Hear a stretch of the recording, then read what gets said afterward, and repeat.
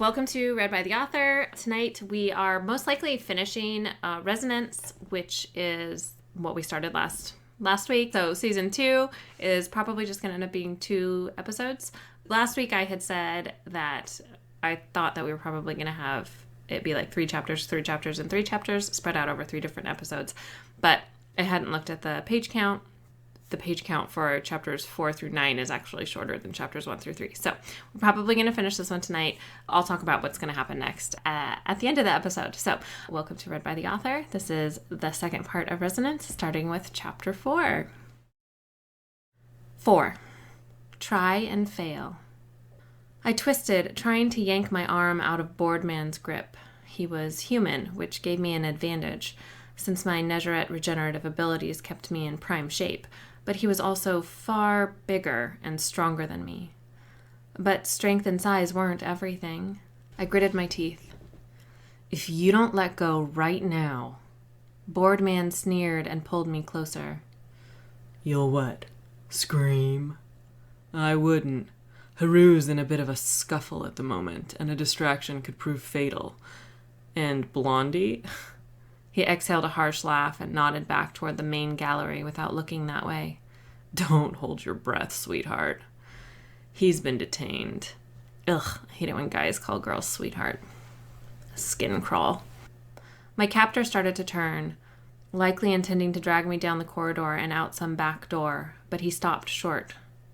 Sandra was standing so close to him, and the area around the David was still so crowded with the museum goers that nobody but me could see the needle-like blade she had slipped between his ribs.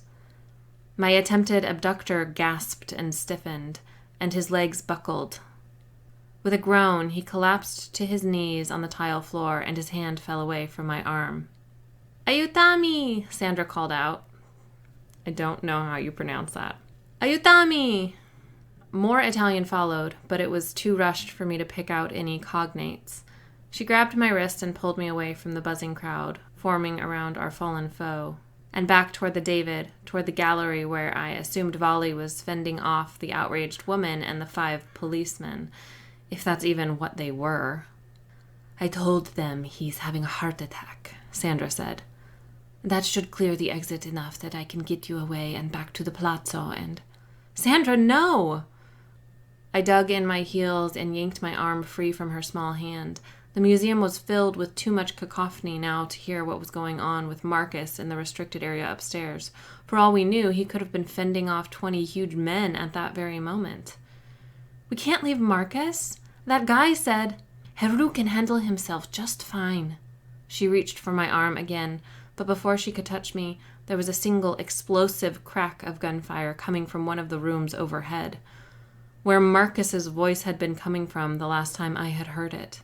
Sandra's eyes widened, mirroring mine. In the blink of an eye, a misty cloud of every color exploded around me, sweeping me out of existence. The gunshot had given Nguyen's borrowed powers the jumpstart they needed to kick in and instinctively sweep me to the one place I most needed to be, wherever Marcus was. I reformed in a scene from a horror movie. A well-lit room with empty walls that had once been white, and floor tiles that had once been the orange-brown of terracotta were spattered and streaked with crimson. The terracotta tiles were barely visible through all of the blood. And then there were the bodies broken and strewn about haphazardly like a child's discarded toys. There had to be at least a half-dozen bodies, both male and female, and all dressed in jeans and black t-shirts, all except for a crumpled form in the corner, wearing black slacks and a light blue dress shirt. Giovanni. Most looked like they'd had their throats either slit open or torn out completely. The meaty, metallic smell made my stomach churn, and I salivated and swallowed compulsively, a sure sign I was on the verge of throwing up. In the center of the room was a blood-spattered marble sculpture, La Donna Triste, I assumed, but I could hardly spare it a glance. Not when Marcus, covered in enough blood to make me think he'd rolled on the floor at some point during the struggle, was holding a woman against the far wall with a single hand wrapped around her neck. Sarah's rich caramel complexion and pale blouse were soiled with smudges of blood, though she wasn't wearing nearly as much as Marcus, and her dark, glossy hair was in disarray. She was holding onto Marcus's wrist with both hands as her feet dangled helplessly above the floor. Marcus! I took several lurching steps toward him, my sandals slipping on the slick tile. Jesus! I had to stop partway to him to steady myself. Are you okay? I heard a gun. Marcus released Sarah, and she dropped to the floor with a splat, boneless and gasping for air. When he looked at me, his eyes were almost entirely black, only the thinnest strip of gold visible around his pupils. Nostrils flaring, he scanned me from head to toe. You are upset. He frowned. So they came after you too. He held out a hand as I neared, cautioning me not to close the final few feet separating us. No, yes. I shook my head. I mean, yes, they tried something, but it didn't work, and of course I'm upset. I just walked into a room filled with dead bodies and blood. And you're covered in blood? I let out a single despondent wail. Looking up at the ceiling, I took a deep breath, which was a mistake. The air was so thick with the scent of blood I could taste it on my tongue. Oh, God. I slapped my hand over my mouth, and my eyes started watering. Marcus's focus shifted to a point behind me. Sandra, call Carlisle. Tell him we need a cleanup team here, right now, and tell him to call Mayor Peruzzi and make arrangements for law enforcement to turn a blind eye here for the next few hours. He paused, then added, when he confirms the mayor's cooperation, pull the fire alarm. Also, please have Carlisle send Dom with a clean set of clothes for me. Sandra bowed her head and pulled her phone from her back pocket, turning away as she brought it up to her ear. Taking a deep breath, Marcus crouched in front of Sarah. Why did you make a deal with Set to arrange an ambush and try to kill me? Sarah looked at him, blinked several times, then started to laugh. The sound was laced with hysteria. Kill you? We didn't set this all up to kill you. Her wild eyes focused on me, filling with burning hatred. We did it to detain you, so our other people could abduct her. Marcus tilted his head to the side. Why? What does Set want with Lex now? Sarah's lips curved into a placid smile. I didn't ask, because I didn't care. Her smile melted, and she glared at Marcus. I just want her gone. I want to rip her out of your life. I want you to hurt the way you hurt me. I shook my head in disgust. What the hell is wrong with you? You made a deal with Set because what? Because you're a woman scorned? I flung my hand behind me in the general direction of the blood and bodies strewn about the room. These people are dead because of you. Sure, technically they were dead because of Marcus, but they wouldn't have been there to be slaughtered by him in the first place, if not for Sarah's petty deal with Set. Sarah's eyes widened, and I thought I was actually getting through to her, until I saw her attention shift to the sculpture in the middle of the room, lingering on it for a few seconds before returning to my face. I gritted my teeth and thought, this again? Impossible, she whispered. That can't be. It's not possible. Again, her eyes shifted from me to the stone sculpture. It was only natural to follow her line of sight. And what I saw when I finally looked at La Donna Triste, when I finally really looked at her, made the blood and the bodies and Sarah and even Marcus fall away, until it was just me and the sad woman, until nothing else mattered, because she was me. 5. Flesh and Stone. All of the mentions of impossibility and coincidence, all of the wide-eyed looks and raised eyebrows, Volley's "makes more sense now" comment, it was all suddenly so clear. La Donna Triste looked exactly like me. She was sitting on her hip, her hand planted beside her, propping her up, and her lazily curled legs extended to one side. She was dangling her other hand over something, the same something she was gazing into. Water, I thought, though to me she just looked like she was staring at the blood-soaked floor. A symbol had been carved into her chest, clearly not part of the original design. And her name, La Donna Triste, the sad woman, truly befit her. She emanated sadness and heartbreak and eons of loss. I couldn't imagine what she had gone through to look so incredibly sad. I couldn't imagine what I would have to go through to look so sad. I blinked and shook my head as I took slow steps toward her. This wasn't a depiction of me. It was not.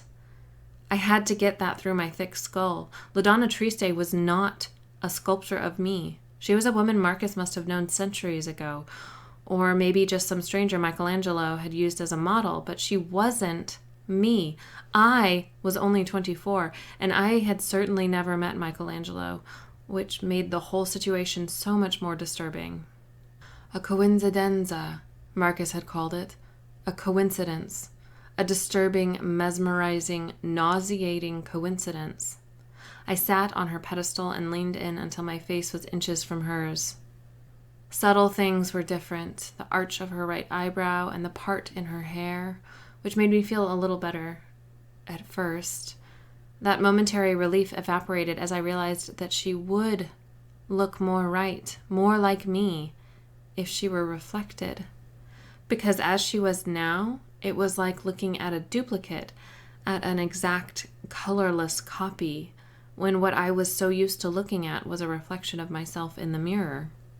Lowering my eyes to the symbol etched into her chest, a dog-like animal with pointy ears, sitting on its haunches, its forked tail held upright behind it, I felt unexpected rage burn within my veins. It was Set's symbol, the Set animal. His people did this to her because she looked like me. They did this to Marcus because she looked like me. It was almost like this was Set's way to put a claim on me, through her. Sandra, I heard Marcus say, please text Dom and tell him to bring a change of clothes for Lex as well. Ah, Vali, there you are. Frowning, I glanced down at myself, not understanding what was wrong with my current attire. It was when I shifted on the marble pedestal, moving away from the sad woman's face, that I felt the sticky wetness seeping through the back of my skirt. I was sitting in blood. I managed to care for all of 6 seconds until my attention touched on LaDonna Triste's necklace, just above the engraving of the Set animal on her chest. The pendant hanging from an almost invisible chain was a falcon, its wings tucked in and its head turned to the side, just like the pendant hanging from a chain around my own neck. I touched my pendant, but my fingers felt numb. The resemblance, her emotion, Marcus's attachment to her, his need to hide her from me, her necklace. I didn't understand what it all meant, but it had to mean something. Uncounted minutes passed, a fire alarm went off, and people rushed into, around, and out of the room, scouring it of the blood and death and leaving behind the scent of bleach. It stung my nose, but still I stared at LaDonna Triste. I needed to know who she was. Little Ivanov. Marcus was standing on the other side of the sculpture. Lex. I tore my eyes away from LaDonna's face to look up at him. Dom has a fresh dress for you. He pointed toward the doorway that led out to the rest of the museum's second floor with his chin. You should go change so we can return to... Who is she? My fingertips were still touching the pendant hanging around my neck. Marcus inhaled and exhaled 7 times and stared down at me with guarded eyes, but he didn't say anything. Who is she, Marcus, and why does she look like me? My old friend Hysteria had finally shown up to the party, making my voice shriller than I liked. Still, Marcus said nothing. At least tell me why you didn't want me to see her, why you were hiding this from me. Please, Marcus. His mouth opened and shut, and he winced. Wincing was bad. Wincing meant he was considering continuing to hide this mysterious truth from me, because he thought dealing with whatever anger doing so would incur from me might be better than dealing with my reaction to the truth. Closing my eyes, I took a deep breath, exhaling slowly. I'll be with Dom. Let me know when you're ready to leave, I said as I stood, looking down at the floor, at the barren wall behind him, at Sarah, who was being handcuffed by a Negerette in the corner of the room, anywhere but at Marcus. I made my way to the doorway in a fog, but paused before I reached it, turning my head just enough that I could see Marcus in my peripheral vision. Giovanni? Dazed, but all right. I knocked him out when it all started, to protect him. Good, I swallowed. That's good. Sarah's pettiness must have resulted in the deaths of a handful of Set cult followers, but at least the innocent young man was safe. I turned my head a fraction more, just enough that I could see Marcus's eyes. He was staring down at La Donna Triste, his face etched with longing. Fissures spread through my heart, cracking it and causing little pieces to crumble away. This was the problem with loving Marcus. He could wound me so deeply with just a look. Lex? Dom touched my shoulder. Come on, let's get you changed. Now Oh, Dom is just like... makes my heart flutter now that I wrote that Dom POV thing. 6. Her and me. When Marcus opened the bedroom door, I was sitting on the foot of our bed. I had been for nearly an hour. He shut the door quietly before crossing the room to one of the tall east-facing windows, clasping his hands behind his back as he stared down at the gardens. That he always chose that stance, preferred to look outside rather than at me whenever we were at odds, was incredibly frustrating. And even more frustrating was that I doubted his go-to reaction would ever change. I waited, staring at his back. I waited for him to explain, to tell me something, anything, that would help me understand. "Are you all right?" he finally asked. My hands clenched, gripping the muted floral fabric of my second sundress of the day. He showed me his profile, but his eyes remained downcast. "I know it bothers you when I kill." I snorted. That probably should have been what was bothering me, but it wasn't. I hadn't thought much about the bodies since I'd laid eyes on her. "I had no choice, Lex," he continued. "I had to get them out of the way so I could..." Why does she look like me? When he still didn't answer, only returned to looking out the window, I stood, took several steps toward him, and gripped his shoulder. I pulled him around to face me. He could have resisted. To his credit, he didn't.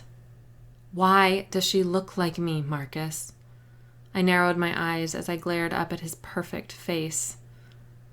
Or is it that I look like her? A fetid lump sprouted tendrils of dread in my stomach. Is she someone you knew? Someone you loved? Is my resemblance to her what drew you to me in the first place? Stop it, I told myself. Just shut up. Stop talking. You're being an idiot. But I kept on going without a second's pause. Is that why you didn't want me to see her? Because you didn't want me to find out your secret? Marcus clenched his jaw, but still said nothing. Who was she? One of your human wives? One of the mothers of your children? I growled in frustration and yanked on the falcon pendant, breaking the chain. Did you give this to me because I remind you of her? I threw it at him. Damn it, Marcus, just tell me, because thinking of all the possibilities, all the reasons for more secrets, I can't. Cold washed over me in a wave and my skin prickled with goosebumps. There was another option, something I was missing, ignoring. Something that was too far-fetched, too impossible, too terrifying.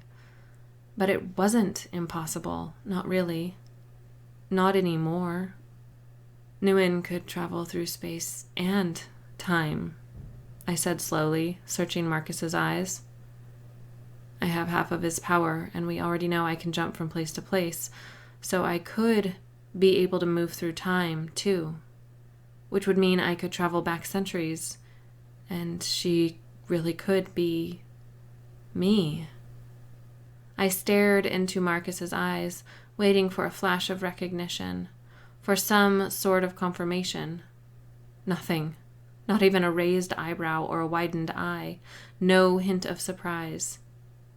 You already knew. Of course you did. I laughed sardonically and crossed my arms over my chest. You remember me being there, don't you? You remember me being part of your life 500 years ago, and you still didn't tell me about it. Not precisely. I threw my hands up in the air. Oh, well, enlighten me, please. I recrossed my arms.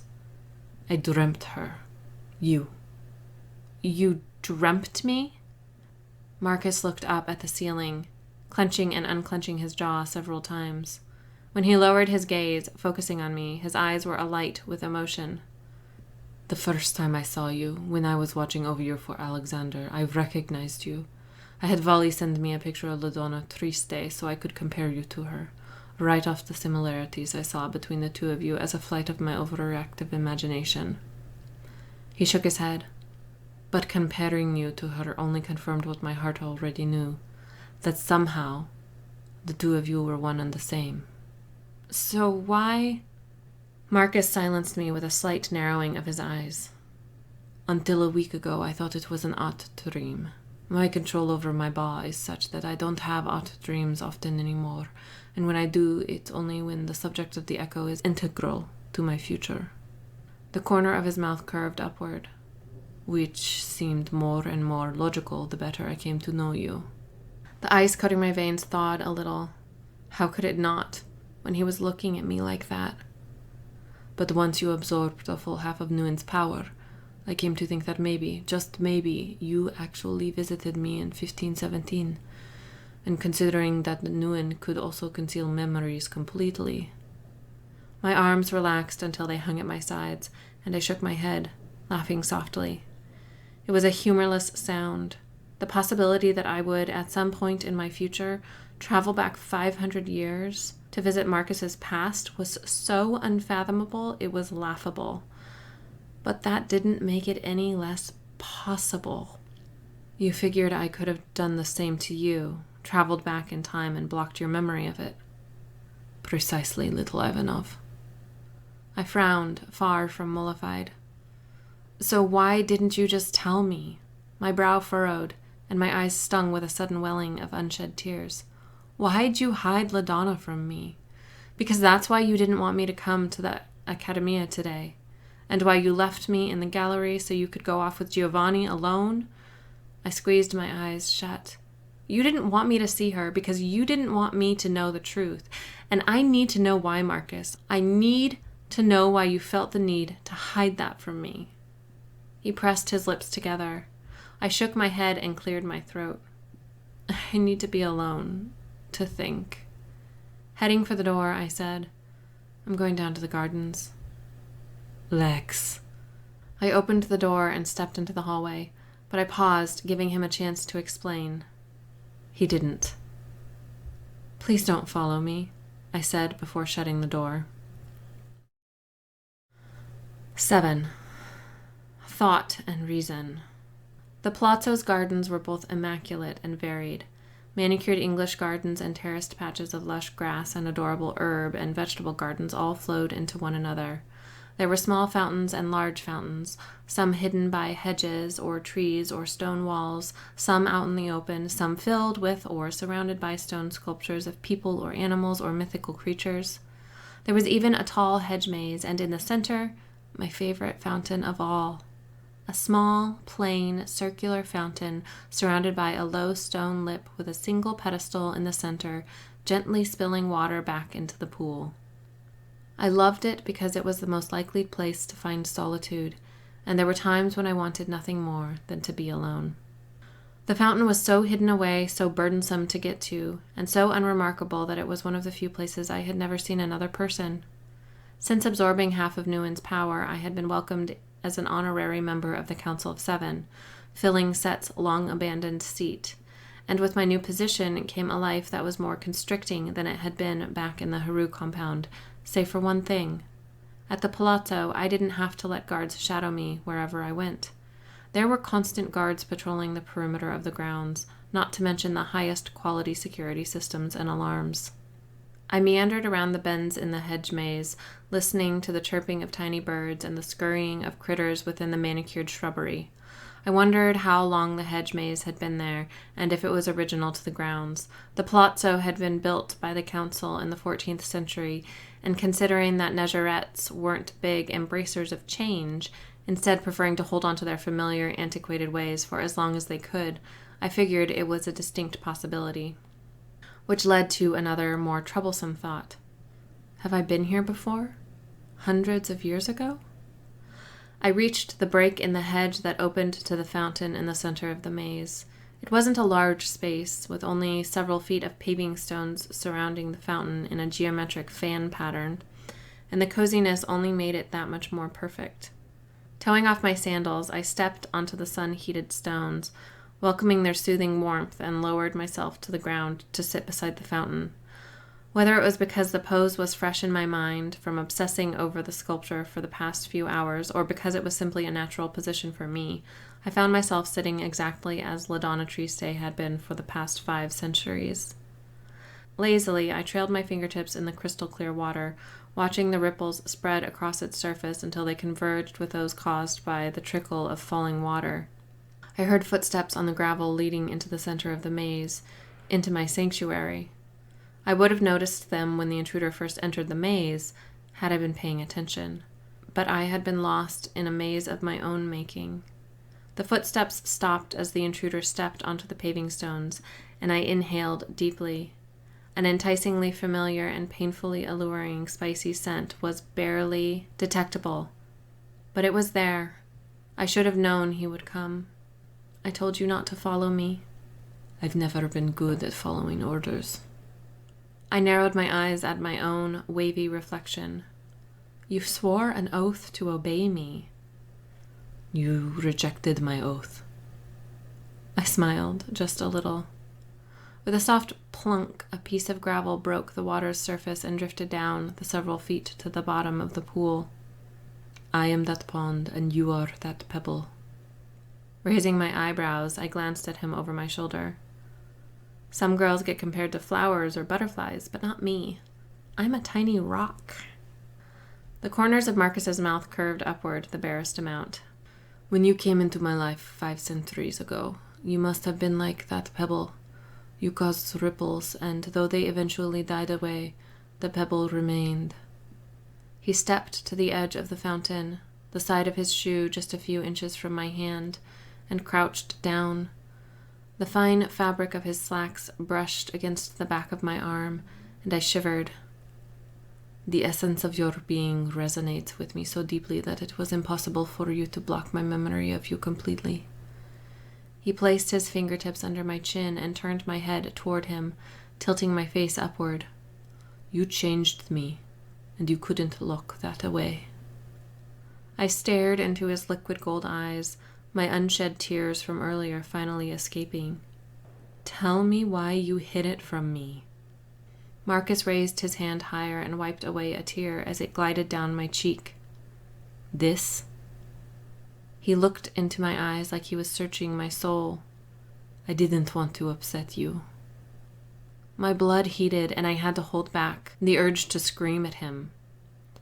I shifted, curling my legs under me and turning so I was kneeling, facing him and glaring for all I was worth. But don't you see, Marcus? It's not the possibility that I'll travel back in time that's so upsetting. It's that you don't think I can handle knowing I'll travel back in time. My hands balled into fists and I howled in frustration. God! Sometimes you make me so mad I just want to... Hit me? Marcus arched an eyebrow. You've done it before, little Ivanov. Why hold back now?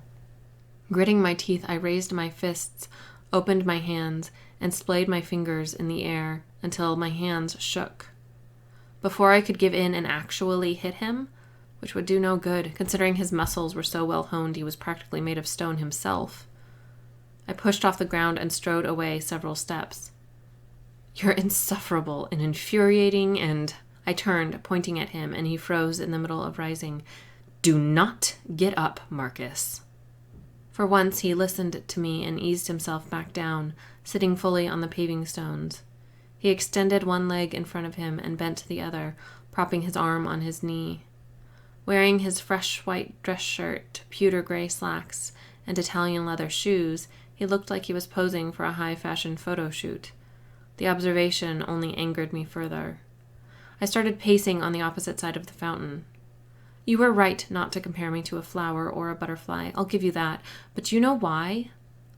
I didn't wait for him to answer. Because I'm not some fragile, delicate thing.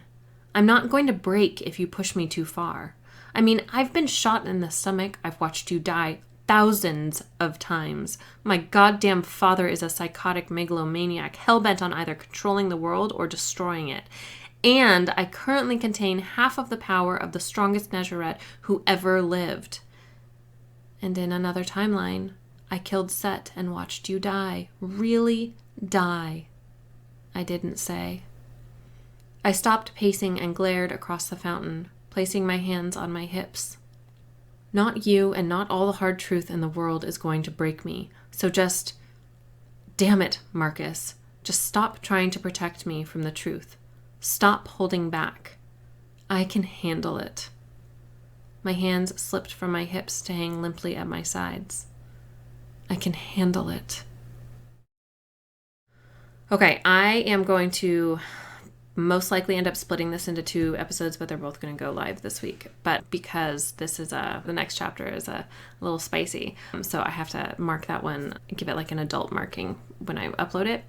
For people who've been listening or watching, just continue on with episode 3 of season 2, which will be up at the exact same time as this episode.